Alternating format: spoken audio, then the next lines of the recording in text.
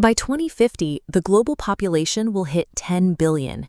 Feeding everyone will require a massive surge in calories, but we are trying to solve this math problem using electrical grids that are maxed out and freshwater aquifers that are rapidly running dry. For decades, we've relied on traditional monocropping, like Thai rice farming, to carry the load. But this is a linear, extractive system. It demands up to 2,500 liters of water just to produce a single kilogram of rice, while releasing heavy greenhouse gas emissions. The heat and resource drain are devastating vulnerable tropical zones. When monsoon cycles become erratic, the soil bakes, and local water reserves vanish entirely. That environmental collapse translates directly into a socioeconomic trap. With crop yields plummeting and the cost of chemical inputs rising, millions of rural farmers are left carrying a lifelong burden of debt just to stay afloat. Tweaking the amount of synthetic fertilizer or upgrading a few diesel pumps won't fix the underlying equation. Sticking to this linear model guarantees the exhaustion of our remaining topsoil and freshwater. Option A is doubling down on what we already do, pouring more synthetic chemicals into the dirt. But those chemicals require massive amounts of fossil fuels to produce and transport, making the system incredibly fragile. Option B is the high-tech route, massive, climate-controlled indoor vertical farms. While they save water, they swap one vulnerability for another by requiring constant, immense amounts of electricity from centralized power grids. What we actually need is an option C. A viable solution has to be entirely decentralized, highly resilient to climate shocks, and capable of sustaining itself autonomously, even in the harshest tropical environments. We cannot simply grow things better. We have to completely re-engineer the farm, transforming it from a linear consumer of limited resources into a circular, autonomous biological machine. This Braveheart Farming module is a 15 by 100 meter ecological engine. In perimeter canals, fish and duck waste saturates water with nutrients. This enriched water is pumped into vertical hydroponic and agroforestry zones. Plant roots act as a massive biological filter, returning clean water. Looking at these technical specifications, you can see the precise vertical tier spacing data optimized for a 2.8 meter height. By perfectly spacing the crops to capture sunlight, a single small footprint produces thousands of kilograms of leafy greens and herbs annually. By pulling agriculture up into 3 dimensions, the system naturally bypasses horizontal land constraints.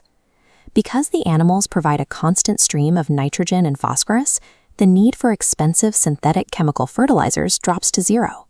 Pumping all that water and oxygenating the canals requires mechanical work. Doing this without a national power grid means the farm has to generate its own reliable energy. This underground top-lit updraft gasifier acts as a thermal engine, burning agricultural waste. It radiates heat upward for drying crops and produces biochar. Nearby, livestock manure routes into a biogas digester, generating renewable fuel that, alongside solar panels, keeps water pumps running continuously. This creates a continuous loop. There is no such thing as waste here. The biological exhaust of one component is captured and used as mechanical fuel for the next. The results of this integration are striking. The module operates on an 80 to 90% reduction in water usage compared to conventional farming and maintains a carbon footprint that hovers near zero. This financial summary details the single island economics. With an annual net profit projected at over $39,000 and a payback period of just 3.6 years, the system yields 10 to 20 times more edible output per hectare than a traditional monocrop field. When a single plot of land becomes a diversified, highly efficient ecosystem, the economics completely invert.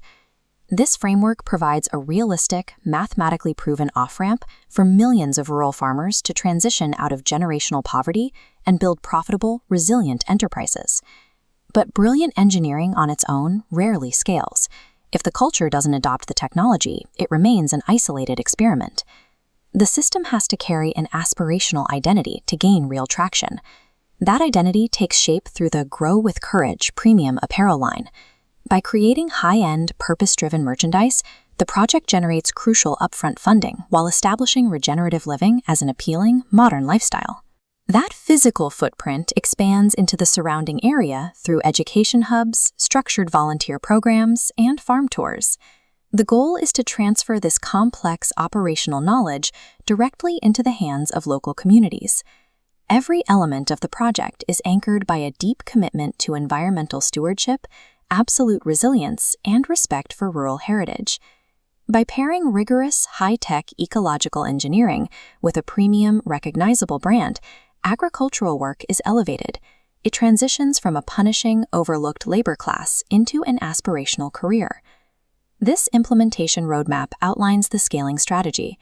The plan starts with a meticulously monitored single pilot island in year 1, paving the way for a phased expansion into a massive 36-island network over the next decade.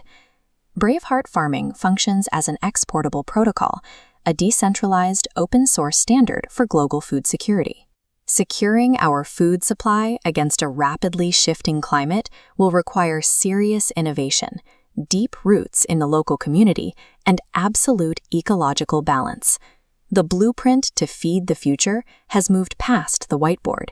It is currently being built, one module at a time, from the ground up.